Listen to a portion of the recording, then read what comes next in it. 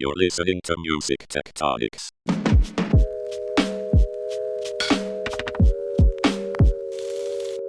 Welcome back to Music Tectonics, where we go beneath the surface of music and tech. I'm your host, Dimitri Vitsa. I'm also the founder and CEO of Rock, Paper, Scissors, the PR firm that specializes in music tech.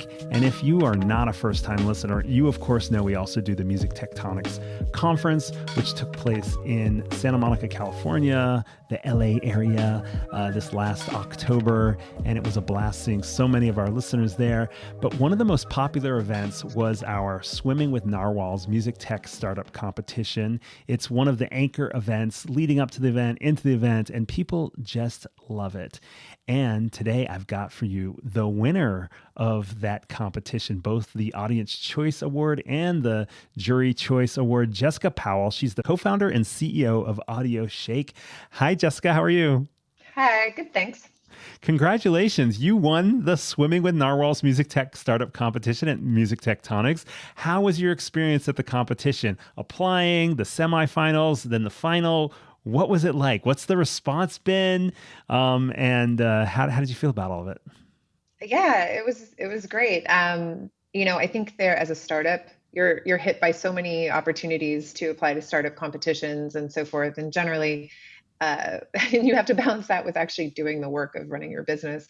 So we generally hadn't entered any competitions except for when we were also attending the conference. And what I loved about the whole application process for Tectonics was we were already planning to attend the conference because we'd heard such amazing things about it. So applying to the competition seemed like a no-brainer. I loved that it was not some crazy $1,000 fee, which is what some competitions will charge, which I think is a total racket. Instead, it was just, hey, you're coming to the conference, you can enter as well. So it was really really nice in that sense. And then also, it was a relatively light lift in terms of the preparation. You had quite reasonably to prepare a pitch video and present to a panel of, I guess, pre-finalist judges. And then you actually had the finals competition where you got up in front of everyone and had a few extra minutes to do your pitch. But it's great. I actually think those are really wonderful exercises and really trying to boil down what your company does and what problem it's solving. So in that sense, startup competitions can be also really, really helpful. So it was great. And the conference itself was fantastic. We met so many people. We would have gone regardless of the startup competition. Love it. Love it. And what's the response been to winning, I guess, both for yourself internally and externally for the company, and maybe at the event, after the event? What's it been like? Well, I actually feel like we probably shouldn't enter any other startup competitions because the biggest response has been people keep winning everything and you need to stop. So because in the summer, we were also at the California conference in Europe. And we won that there. And then I think there were a couple of online type competitions or things that we weren't involved with, but they had picked us. And so I feel like 2022 is our year to be the shiny thing, and 2023 it'll be someone else's turn. So it was kind of funny where everyone's like, all right, we've heard enough of you. Well, it's a great endorsement though, that a lot of people from a lot of different places and sides of the business are taking a look and saying, giving you kind of the seal of approval, which is pretty cool. Yeah, no, it's really flattering. So if anyone's been asleep, let's get the overview on AudioShake. What do you guys do? So we use AI to separate songs or recordings into their different parts, which in industry jargon are called stems. So the vocal stem or the drum stem. And then that allows you to open up that song to all kinds of new uses, which range from things that are already existing revenue streams in the music industry, so sync licensing or remixing or creating a Dolby Atmos surround sound, immersive mix, to entirely new audio experiences that are going to, I think, emerge in the next few years that are all around audio interactivity and artists engaging with fans and being able to throw themselves into the music. Cool. Well, we'll get more into that, but what led you to starting the company? So I actually started off my career in music. I worked for CZAC in Paris. And then from there went on to Google and have spent most of my career at Google working across a bunch of different areas between Europe, Asia, and the US. And when I was in Tokyo, I did a ton of karaoke. I love karaoke. And the problem with karaoke is that you have a relatively limited catalog. Like you're constantly singing Van Morrison and Katy Perry and like Wonderwall. And not only that, but they're all re-records. So they're not great either to sing along to. They're a little cheesy. And I really wanted to karaoke to old punk and hip hop, and you couldn't. And back when, and that was sort of like a kind of a thought that I'd had back then when I lived in Tokyo. It was like, oh, what if you could make karaoke for all the world's songs? Um, and another experience that I'd had learning an instrument when I was a kid was I was learning to play bass, and I would sit on my bed listening to music, trying to pick out the bass lines and wishing that I had a way to isolate the bass so that I could hear it. And so those two things are sort of in our heads as myself and my co-founder Luke were doing all kinds of other things in tech. And I left my job at Google. He left his job at Plaid, where he ran data science there. And I think naturally, both of us being passionate but mediocre musicians, and people who had always connected over music, we immediately started kind of gravitating back to music and started talking about what could we do in music. I think we were thinking about it entirely from a hobbyist point of view, not as, oh, we're going to go start a business. Generally, I would say if you want to make tons and tons of money, I would not advise you to go start a music tech company. Go build like, I don't know, calendar integrations or like some kind of credit card processing thing. But we were really excited about music, and we started, and I remember Luke saying, I think actually the state of deep learning, like it's gotten to a point where we probably could split songs like we've talked about in the past. And so we started experimenting with that and spent a long time building the model. And I remember the very first song that we ever split was a Smith song, and Morrissey's voice sounded like really demonic. It sounded terrible, but we were like, oh, this is so cool. Like, imagine if we could actually get the quality to a point where you could do something with it. And so we immediately, of course, were thinking about karaoke. And then we started to say, wow, well, if you could split the vocal from the instrumental, well, there's no reason you couldn't actually separate more parts of the song and open everything up into sampling. And we thought of, DJ Shadow and Jay Dilla and all of the just amazing albums and Public Enemy, like all the different things that have been created based on sampling and reimagining songs. And then we started to think, well, not only could you open these songs up to all these, kind of make it even easier for people to create, but also you could probably end up encouraging entirely new music experiences that don't even exist today, because all of a sudden you would be able to split audio apart in a way that was standardized, which is a huge issue in the music industry. People talk a lot about metadata standardization, but there's also standardization issues around stems, right? And one person will send you stems that are, I don't know, a stem set of 15. Another person will send you stem sets that are 10 stems. Someone has labeled the guitar. Someone has labeled it wah-wah. Another person has labeled it guitar, but it's actually a vocal. And all of those things don't matter so much if someone's making a remix in like a DAW, but they matter a ton if you actually wanted to create audio experiences that were interactive at scale, where you need all those assets to be standardized. And so we started to get really excited about the idea of helping artists make more money from their work with existing revenue streams, but also helping partner with the industry and third parties to eventually bring about entirely new audio experiences at scale using stems. Very cool. Well, great origin story. I didn't know about your stint in Paris or Japan, or that you were a big karaoke person that we could imagine singing anything from hip hop to punk. And now we'll have to do that as another episode sometime. I'm terrible. I'm so terrible, and you will never hear me do it. You've done it, apparently. Maybe you just, under the right circumstances. So there's definitely a lot of alcohol involved. So interesting. So we're going from 2022 to 2023 now. We're talking about stems. Tell us about the variety of ways that stem separation is being used now or this coming year. Right. So, the majority of our customers come to us for three reasons. The first one, and where we started, was with sync licensing, which is simply, I'm sure a lot of your listeners already know this, but for those that are not in the industry, sync licensing is syncing the audio and the video. So when you are watching, for example, a commercial or a movie and you hear music, a sync license is happening there. And what music editors will often want is to be able to lower the acapella. They don't want you to be so distracted by the lyrics of the song that you're not hearing what the actor is saying on the screen. So they may drop the song entirely to the instrumental. They may just lower the vocals. Perhaps if a car is going around the bend, of some luxury car commercial, maybe they raise the energy of the bass. So all of that requires being able to actually split the song apart. And a lot of sync licensing teams don't have access to instrumentals.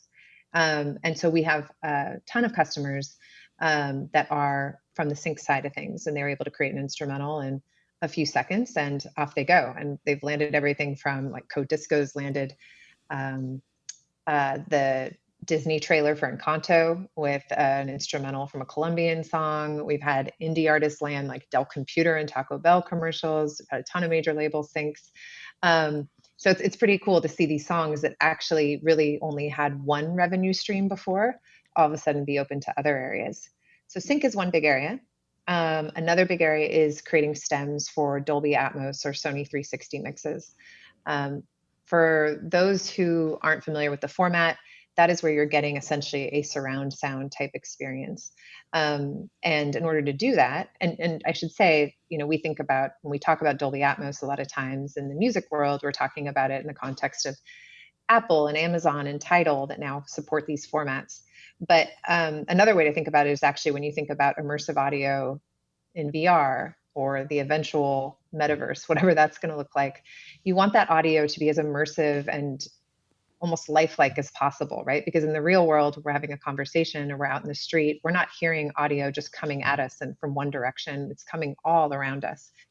And so what stems allow you to do is to essentially place sound objects in different perceptual fields and create this sense of immersiveness. So we do a lot of stems for Dolby Atmos, and that can range from, we've done tracks from the 1930s and 1940s, so monotrack recordings that were recorded live. We've split those up, but similarly all the way to frontline, because I think sometimes people think that stems are now a regularly delivered thing. And while they are much more often turned over than they were, say, 5 years ago, there's still a lot of issues with stems. Either the producer's hard drive crashing, or someone can't get a hold of them, or it's an incomplete stem set, and so forth. So we've done everything from contemporary hip hop through to some of the earliest recordings in kind of modern American music. And then the final category would be remixes. And I think this one's pretty fun because it ranges from departments using their in-house remixing teams and producers to create remixes that they're going to release on, streaming platforms, through to labels partnering with producers on TikTok and giving them catalog tracks and having them create new versions of that in the hopes of helping push that original song and make that song or the remix go viral on TikTok. So we see a lot of that happening too. Cool. Got it. So we've got sync, we've got immersive listening, and we've got remix are your three big categories for now. We're going to take a quick break. And when we come back, I want to ask you about some other creative uses you're hoping to see from stems. What's up, beautiful listeners? I've got a question for you. What do you want to hear next? Let me know at pages.musictectonics.com/feedback. Suggest future guests and music tech topics you want to hear us cover and tell us how we're doing. Again, that's pages.musictectonics.com/feedback. Look forward to hearing from you. All right, we're back. And Jessica, I wanted to ask you, what are some of the most creative uses of stems you hope to see emerge or grow in use in the future? We can get, very practical, or we can get super crazy here. What's coming? What would get you excited to see where stems could go? So I think there's some really, there's some things that we can all imagine really quickly. So for example, I mentioned earlier wanting to be able to pick out bass lines when I was in high school so that I could learn to play the bass better and play bass along to my favorite songs. I don't think we're far off from that use at all. Already there are music education companies that are in conversation, with the major labels and stuff around these kinds of uses. And the idea of being able to isolate an instrument the way that a lot of us learned, my co-founder Luke played saxophone. And so he kind of grew up with these music -1 type things where you could isolate, say, just the saxophone in a jazz standard and play along. I think we'll see more of that for sure. I also think we're going to see it at scale. So a great example of what that could look like is the band Green Day used AudioShake to split its 1991 track 2000 Light Years Away. They lost the master tapes for that song, or actually for that album. And so they used AudioShake. They created the vocals, the drums, the bass. They uploaded it to TikTok, and they used the duet feature to release all that audio to their fans, many of whom are guitar players. And so then that allowed the fans to essentially throw themselves into the band and play guitar along with Billy Joe, which like it was super popular on TikTok. So you could imagine at some point you're going to be on TikTok or another social platform, and you're going to push a button and you're going to be able to isolate one of those instruments. It could be for practicing. It could be, again, to throw yourself into the music. You could completely imagine there being a great karaoke type experience, or being able to, isolate the instrumental and then sing on top of it. Karaoke is another big area where I think we're going to see STEM, like AI instrumental creation, used a lot. And then I think you get into really interesting, more speculative things. I think, and another really obvious area I think is that we'll see, particularly first on with indie artists, an increasing amount of integration with people wanting to to do STEM drops and allow their fans to remix their music. We already see this happening on a one-off basis. For example, a bunch of artists have come to us and created stems on AudioShake, and then they'll take them to a platform like Audius, where they can, drop the stems for their fans. Their fans can remix them and then upload them back to the remix to the artist. So I think we'll see things like that. And then I think we'll start to see things that are also more speculative. I think there's really interesting things that you can do combining stem separation with other kinds of music tech that are generating new kinds of music. And so what if you could, for example, separate a track and then generate the calypso version, generate the version that is, generate the hip hop take on it, generate the polka take on it, generate the sped up but all this done algorithmically. And I don't think any of that means that you all of a sudden get rid of the highly curated expert remixes. Anyone who's actually ever tried to create a remix, it's incredibly hard. But could you do a lot of really interesting things that might even serve as a jumping off point for new kinds of creation, or for humans then to build on top of that or edit that? I think that absolutely will happen. And then the final part I would say is that anything that's sort of happening in immersive environments, metaverse, that kind of thing, all of that audio is going to be immersive, from the music experience of it to the music and advertising experience of it. And so I think that will also be a whole other area. Cool. Fun stuff. Hey, are there any, if somebody's like never gotten to play with this, maybe they don't have a DAW, they're not a engineer themselves, or a musician, a remix artist, or a DJ, or anything like that, are there any experiences now where somebody could go and start to get a sense of what you're talking about? Let's see. Well, no, I mean, I think that's the issue, right? Is that no doubt there's something out there that I just haven't heard of. But on the whole, I would say the problem with audio today is that it has yet to make the leap that image and video have done. So if you think of your experience of image and video as a normal consumer, not a professional, on Snap or TikTok or Instagram, there are all these really wild things that we can do today that we wouldn't have been able to do 10 years ago unless we knew how to do Photoshop or other professional tools. And yet today I can turn myself into like a talking tree, or I can, change the filter on my image to look like it's set in Miami in the 1960s or whatever. All of which was completely out of reach for the average consumer 10 years ago. But then you compare that to what kinds of leaps have we made on audio? And part of, yes, there's always going to be more difficulty because of the additional copyright elements on music. But if we just even look at it from a technical perspective, when we look at the experiences on different platforms, I think even though there have been really, really cool things you can do on a TikTok, right? it's still the delta between what that experience in audio and video looks like and music, where I can speed it up, I can slow it down, I can put it in a different voice. It kind of pales in comparison to becoming like a talking tree, in my opinion. And part of that is because we haven't been able to break that audio up. And so I think that we will see in the next 2 years a whole flurry of apps that are going to be developed, and experiences within the social platforms that are going to be developed that don't require you having the knowledge of an audio professional. I think of what has existed up until now, it's a lot of times people who are passionate about audio, who know their way around a DAW, who are then bringing that experience in perhaps a more compact form onto the mobile phone. And there's utility in that for sure. But I think the audience for that is largely still an audio professional or audio professional light audience. And what I'm excited about is seeing the equivalent of the Instagram filter, right, for audio, and just opening audio up to be much more playful and less intimidating for people who otherwise might not explore making music. And I know that there's already some apps that are launching next year that are using AudioShake that are going to make some of that stuff happen. All right, so stay tuned there.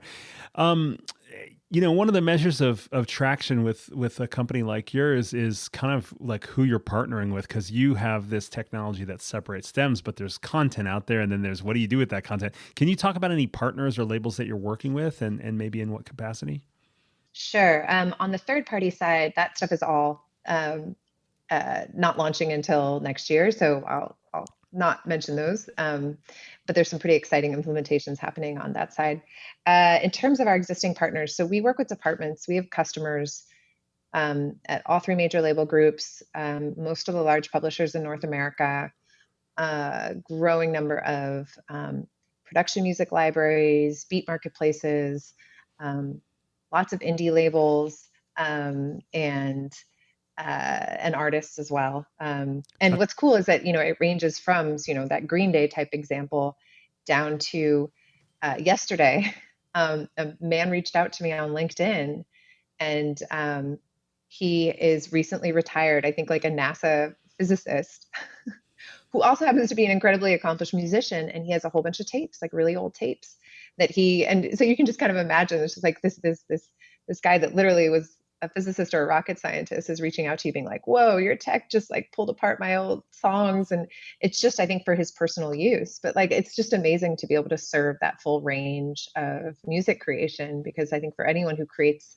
anything, music or other kinds of art, like it's such an incredibly personal act. And the idea that you can all of a sudden get at the parts of that, like the building blocks of that art, and do new things with it or hear it the way you originally recorded it, I think is like an actually extremely like intimate and exciting thing for people. And so we're really pleased to be able to serve all those audiences. Well, it sounds like if you add up all those major labels, indie labels, publishers, beats marketplaces, that's a lot of tracks.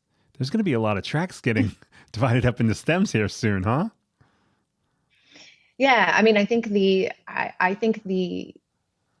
there's a whole lot coming. It represents a lot of opportunity for artists. I also think that it's important that we keep artists front and center in these conversations too. Like I think the reality is that in the same way that piracy will always exist, the best antidote to piracy is finding ways to be able to allow people to access things and pay for things so that artists are paid. Also, having mechanisms in place that if artists don't want their content to be available, that it's not available. I think that kind of paradigm has existed for a very long time. And I think the same thing will happen with stems. But the way, our team thinks about it is that, at the end of the day, if you created a work of art and you don't want to see it split up, that we should respect that. And so that's really, really important to us. Now, again, that doesn't mean that no one's ever going to split up your work, because there's a ton of ways that people can split up stems. There's a ton of open source and free software out there where all that can happen. But at least in terms of how we view it and the role that we want to play in the industry, we really want to be respectful of that. Cool. Well, you implied a couple times that there's some interesting new monetization opportunities for this approach, this type of format, I guess you could say. Maybe we could talk just a little bit more about what are those possibilities on that side. Yeah, I mean, I think that if you think about how a lot of music experiences have existed today, when they've involved interactivity or some level of manipulation of the track, meaning we're not talking about streaming, we're actually talking about audio and gaming, or we're talking about someone being able to remix a song or whatever it would be. Those have all been really, really manual experiences, meaning the it required usually some sort of professional knowledge to interact with that, or professionals behind the scenes had to manually take track by track and figure out a way to standardize and label. If they were, if it was in the gaming environment and they licensed 100 tracks or 10 tracks or whatever it was, they had to make each of those tracks adapt it, like they had to make it work in the game. But you can imagine a world in the future, which wouldn't only involve our technology, but some others as well, in which a gaming platform would be able to provide millions of tracks or hundreds of thousands of tracks to the gamers, and that those tracks could be split in a standardized way. They could be edited and made adaptable in a standardized way, such that you actually have a much, much larger corpus of music, which I think is great for artists, and it's great for gamers. Like, gamers will turn off the music a lot of times because they don't want to listen to the thing that someone selected for them. They want to listen to their music. So if all of a sudden you could open it up to having a far greater corpus, I think that's really exciting. And I think you would see this. So that's just one example, right, of how you could make so that every single time that the hero enters the cave, and it's this dark and foreboding moment, and you don't know what's behind the corner or behind the curve of the cave or whatever, if all the music needs to drop out except for the bass, you can now do that consistently across millions of tracks.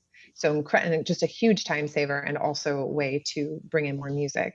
And you would see that across other experiences too. So the example I gave was gaming, but you could imagine in fitness, like what if music was responsive to your movements, right?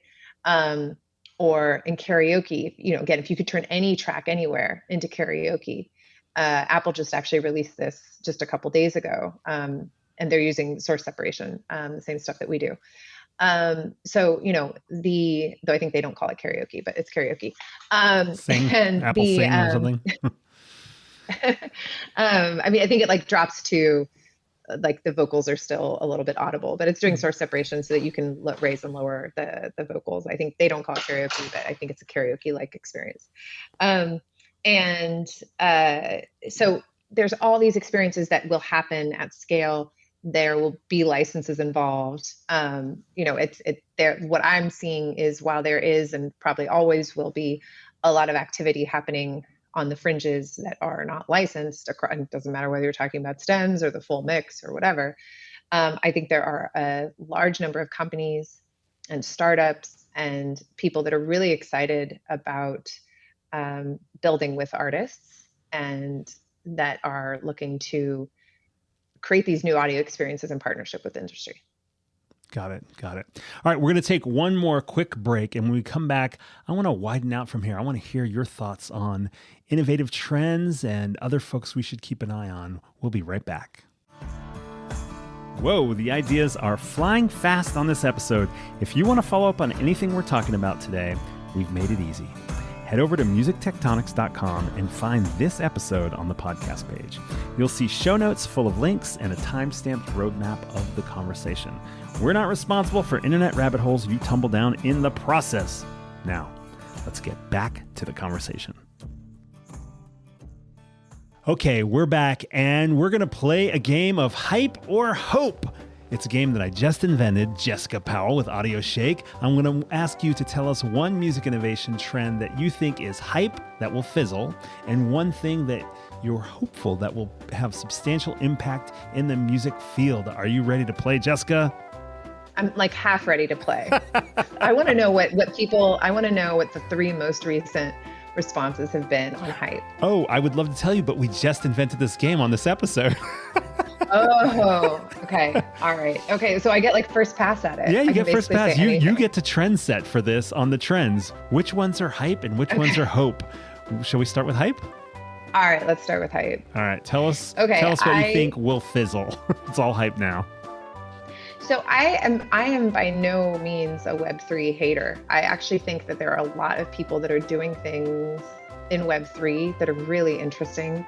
And I think the let's just call it the difference in, well, let's just call it the format, the difference in format. I mean, it's more than that, but the difference in format has, I think, spurred people to think really creatively about different kinds of experiences in music that could exist. And so I think that in itself is a net positive and is going to lead to good things. And I think there's some companies that are in that space that are building genuinely useful experiences and new, that are going to last. The hype part of it is I do think there's been a lot of companies that have touted, in some cases not even built, but raised to build and not necessarily build it, things and that really didn't have a whole lot behind it, and where you really couldn't see why it needed to be on the blockchain in order to exist. But were, and in fact, that the fact that they were being created, that they were blockchain somehow meant that the rest of the world as it relates to music didn't exist, meaning that, that you could completely go around copyright. Like we would definitely have, this is quieted quite a bit, but I remember 6 months ago, we would get a lot of incoming from platforms that wanted to create NFT stems for, say, Motown. And I'd be like, that's cool. You talked to Mr. Motown lately? Like who's, and they're like, no, but it's great. It's on the blockchain. And like, well, and I'm like, but like, how is this different from, right? Like it. And so I think those are the kinds of things. And I think already some of that stuff, it just feels a lot quieter than it was before. Yeah. So I'm taking the very bold stance of declaring something passe that maybe is already passe.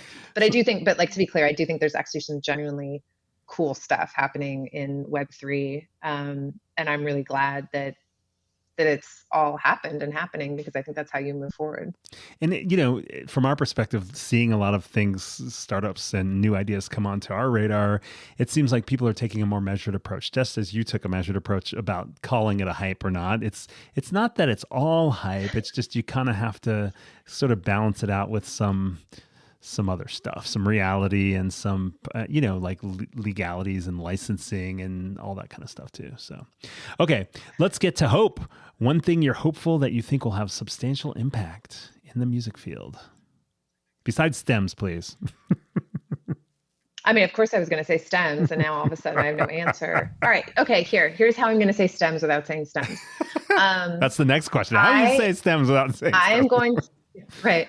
I am hopeful that when it comes to new audio formats and new consumer behaviors with audio, that we are not going to repeat the same phase that we went. And in fact, okay, here's how I don't say stems. Of course, this applies to stems. It also applies to a lot of generative music. I think that I'm hopeful that we're not going to just go through another repeat of Napster, and that people will. The thing that was really remarkable to me when I worked at CZAC was I would be working for a copyright society during the day, and at night, because I was, 22 and had no other way to get music, I would be using a P2P service to get music, right? And I remember thinking at the time, like, that going like, why are they suing 12-year-olds? Like, I just can't, like, I'm happy, like I'm happy to pay for music, right? Like it was like I couldn't get a hold of music any other way, and I wanted to listen to music. And I think that while there will always be piracy, and there will always be people that don't want to pay anything, and none of that is right, but that is sort of how the world is. You can address a lot of piracy by opening opportunities for music and creating marketplaces around them and creating licensing frameworks for them. And so I think that when we look at any of these new spaces, my hope is that the industry will approach them with, and I think this is happening, with an open mind rather than immediately assuming, okay, we've got to shut all this stuff down. And I really do see that. Like I said, there are things that are launching in the next year that I just don't think could have launched 5 years ago. And that I think there's much more of an approach across the labels to partner than to immediately assume, how to stop stuff. Again, within reason, when people are doing totally absurd things and stealing people's content and that kind of thing, like I think that response is fine. But anyway, so I'm hopeful about that. Yeah. I mean, I think you're right. The it didn't quite it was interesting. It didn't quite happen with the download era, but with the streaming era, it seems like we did cross a bridge around figuring out how to do this sort of digital licensing. I wanted to use the word fractional, but I think people might think that refers specifically to songwriting splits and things like that. But I mean, just, this littler bits of licensing, littler bits of the way that music gets used in streaming. And, at this point in this era of, the future of the metaverse and gaming and all this stuff, streaming doesn't sound very interactive, but it was kind of a divide we had to get across. And it feels like what's to come. And I'm hopeful, as you are, that what's to come is these other formats already have a pathway that makes sense from what we learned in streaming. We've seen it in fitness, and we're seeing it in gaming and in Web3 and other things where it's like, oh, wait a second, we don't have to get the full album price up front. We can kind of monetize it in other ways. So I agree with your hope there. And your hype for that matter. Thanks for playing for the first time. All right. All right. A couple more things. One of the things you got to experience at the Music Tectonics conference is we really like to build community. We like to help people find each other, meet, network, do business, and also support each other. Sometimes when we have guests on, we love to expand our network by tapping into your network. I'm curious, what are some specific music tech companies or people that you'd like to shout out and make our audience aware of? Let's see. I love playing with Wave AI. It is an AI song, like a lyric generator. It's super fun. You can set the genre. It's remarkably good. I think, like a lot of things with AI, it is a creative tool, right? It's a very fun way to kind of overcome writer's block, so to speak. And it's also just very, very, I think it has real utility, but it's also just really fun to play with. Fun. I love what Audius is doing in terms of connecting artists and fans. I think that one of the problems for existing social platforms and music-centric platforms is that they've always been rooted in broadcasting from one to many, and they've had a hard time creating the dialogue between the fan and the artist. And so what I think is, and I think Audius still has a lot that it could do in that space too, but what I love about it is that there is this idea of, I've created a remix and I get to share it with the artist can pin it. You either tip jar kind of thing. You can see that they're going in a direction of wanting to build more correct connections there. And I think that's really smart. I think that there's a lot of really interesting things happening in, I guess, what you could call STEM music recombination. I think some people will call it generative AI, but I think of generative AI and music AI is a little bit different. But companies that are taking stems and so companies that would be like companies like it could be a Toonie, it could be a Boomy, it could be there's a number of them. There's Moobert, Soundful.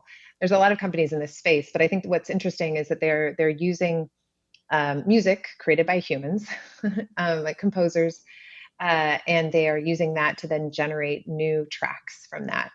And I actually think that right now, the companies that are creating music from existing music, and all of that, those are all licensed or they've acquired that music. But I think the output from that is further along than purely generative music AI, which is actually, guess what? It's actually really hard to create a song. So like we'll get there at some point on the generative AI side too. But I actually think the thing of taking existing music and finding ways to create different permutations and different combinations and that kind of thing is the quality is pretty impressive. Awesome. Well, that was great. That was a great list of companies to check out if our listeners haven't heard about them yet or played with them. Super fun. Jessica, it's been great having you on. For final words, what are you looking for right now? How can our audience help AudioShake get close to your vision and be successful? I guess I would say, we're always really excited to hear from people that have interesting ideas around things that they want to build with stems or ways that they want to make audio interactive. And put it in the hands of more people. So whether that's, it may just be that someone ends up on our, on-demand platform, which we have, which is called AudioShake Indie. That's for indie musicians and producers, or that they're coming to us actually with a full scale idea for using the API and so forth. We love to talk to people about stems. Awesome. Well, from your interest in karaoke to your playing around with generative AI and lyric and so forth, it's been great to have you on the episode to hear what a playful and measured person you are. And I wish you the biggest congratulations for winning the Swimming with Narwhals Music Tech Startup Competition at the Music Tectonics Conference. And thank you so much for joining the podcast. Thank you for having me. See you soon. Thanks for listening to Music Tectonics. If you like what you hear, please subscribe on your favorite podcast app. We have new episodes for you every week. Did you know you can dig deeper into all our episodes with the show notes at musictectonics.com? While you're there, look for the latest about our annual conference, sign up for our newsletter to get updates, or get the Music Tectonics app for music tech news. Everything we do explores seismic shifts that shake up music and technology the way the Earth's tectonic plates cause quakes and make mountains. Connect with Music Tectonics on Twitter, Instagram, and Facebook, and find me, Dmitry Vitsa, if you can spell it, on LinkedIn. Bye-bye. You're listening to Music Tectonics.